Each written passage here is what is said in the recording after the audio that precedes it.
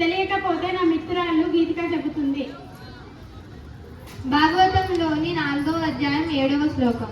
ఎప్పుడైతే భూమిపై ధర్మం క్షీణించి అధర్మం పెరుగుతుందో ఓ అర్జునుడా, ఆ సమయంలో నేను భూమిపై ప్రత్యక్షమవుతానని శ్రీకృష్ణుడు అర్జున్కి చెప్పిన మాట. అసలు భగవద్గీత ఎవరు రాశారు, ఏ యుగంలో రాశారు మీకు ఎవరికైనా తెలుసా? తెలియకపోతే నా మిత్రురాలు ఫాతిమా చెబుతుంది. భగవద్గీత రాసిన వారి పేరు వేదవ్యాస మహర్షి. వారు ద్వాపర యుగంలో రాశారు.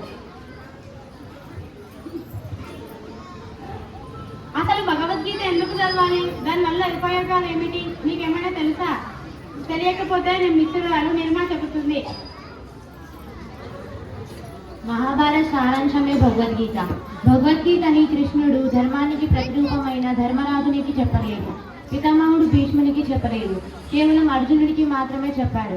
కురుక్షేత్రం యుద్ధం సమయంలో అర్జునుడు యుద్ధం చేయనని చెప్పగా మంచి చెడు మధ్య జరిగే సంఘర్షణే మహాభారత్ భగవద్గీతను కేవలం మోక్షానికే మార్గం చూపుతుంది.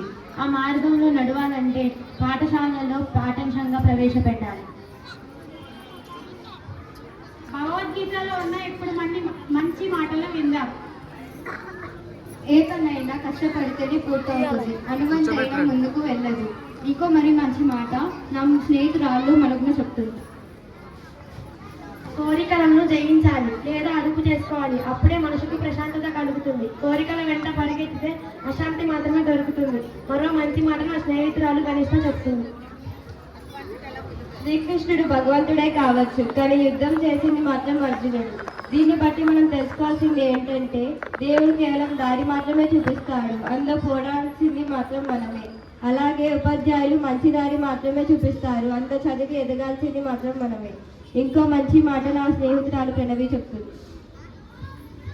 కాపాడుకోవడానికి ఇతరులపై నింద వేయకూడదు, కాలానికి నిజాన్ని నిరూపించే శక్తి ఉంటుంది. మరో మంచి మాట నా స్నేహితురాలు నిశ్చిత.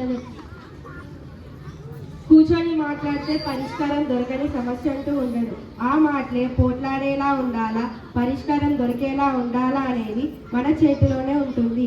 కానీ అహంకారానికి పోయి యుద్ధం దాకా పోతే చివరికి మిగిలేది పరాభవమే. మహాభారతం మనకు ఇదే చెబుతుంది. మనుషులందరూ దేవుడు పంపిన ఆట బొమ్మలు. ఇందాక మా 2వ తరగతి